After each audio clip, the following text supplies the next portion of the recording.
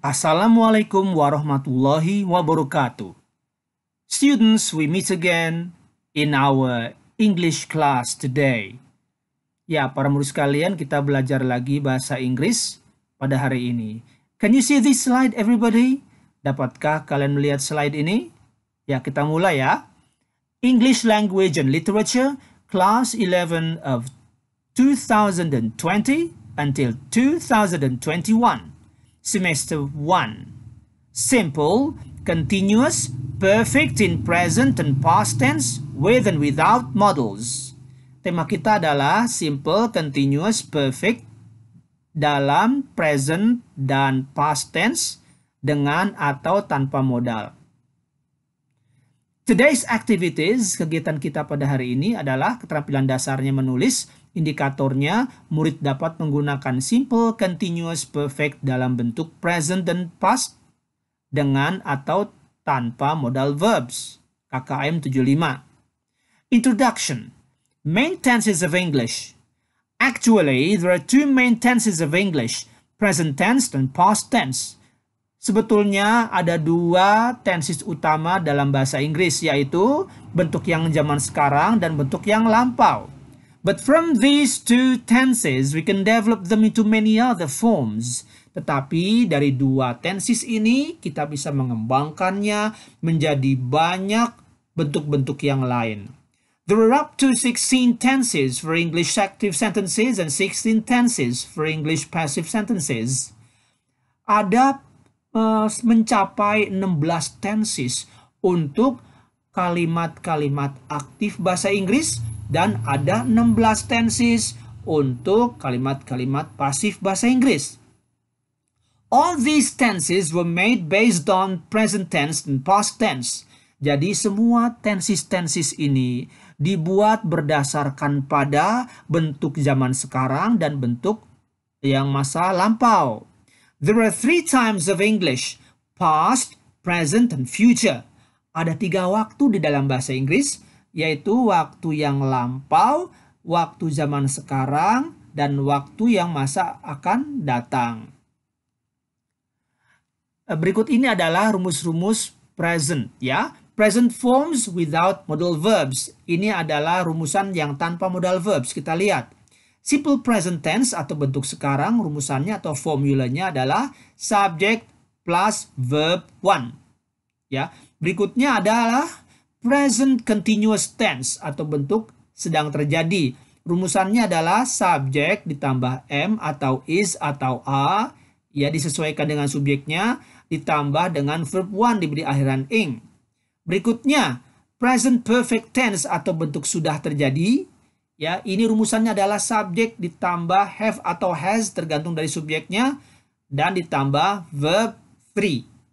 Notes, verbs consist of be, am, is, are, was, were, and non-be, eat, eats, went, played, etc.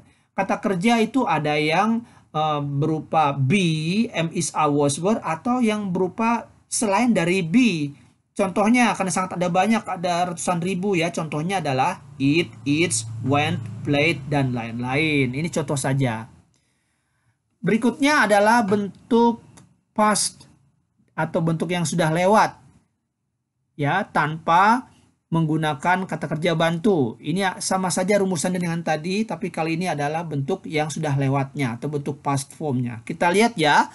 Simple past tense rumusannya adalah subject ditambah verb 2. Kemudian past continuous tense rumusannya adalah subject ditambah was atau were tergantung dari subjeknya ditambah verb 1 tapi diberi akhiran ing. Past perfect tense ya kita lihat rumusannya adalah subject ditambah had ditambah verb 3. Berikut ini adalah tabel yang memuat kata-kata kerja bantu bahasa Inggris yang umum dipakai orang. Di sini ada 3 kolom ya. Ada kolom present tense yang paling kiri ini adalah bentuk verb 1, bentuk zaman sekarang. Bagian tengah adalah past tense atau untuk bentuk yang sudah lewat. Kemudian yang terakhir adalah meaning atau kolom untuk arti. Bisa kita lihat di sini semuanya para murid semua. Ada kata will. Ini bentuk lampaunya adalah would, artinya akan, mau, bersedia, boleh. Shall bentuk lampaunya adalah should, artinya akan, harus, wajib, seharusnya. Can bentuk lampaunya adalah could, artinya bisa, dapat, boleh, mungkin saja. Berikutnya adalah kata have atau had yang biasa kalian ketahui artinya adalah mempunyai atau punya atau memiliki. Tetapi di dalam modal verbs ya, ketika dia berfungsi sebagai modal verbs atau kata kerja bantu, have dan had ini berarti telah atau sudah. Ya. Artinya jika have had ini diikuti oleh verb 3 maka artinya telah atau sudah. Tetapi jika have had-nya diikuti oleh noun kata benda, contoh I have a book ya, we had a book, nah itu artinya mempunyai. Berikutnya may bentuk lampaunya adalah might, artinya mungkin, boleh, atau mungkin saja. Nah berikutnya adalah kata must, itu secara fisik itu adalah past tense, dia tidak memiliki bentuk present tense ya. Di dalam bahasa Inggris modern yang dipakai dari tahun 1550 sampai dengan sekarang, must itu adalah bentuknya bentuk past tense tetapi dipakai dalam zaman sekarang atau dalam present ya. Nah, di sini arti dari must adalah harus atau bisa pula pasti. Ini kurang lebih kepastiannya adalah 95%. Ought to tidak memiliki past tense, dia artinya adalah harus atau wajib. Berikutnya ada catatan. In 20th century English, the past participle or the verb 3 form of modal verbs doesn't exist. Jadi di dalam bahasa Inggris abad ke-20, bentuk verb ketiga dari kata kerja bantu modal tidak ada. They have only verb 1 and verb 2. Ya, kata kerja itu hanya punya verb 1 dan verb 2 saja. Examples, ini yang tidak ada ya. We have could, kami telah bisa, itu tidak ada. She has would, dia telah akan, tidak ada.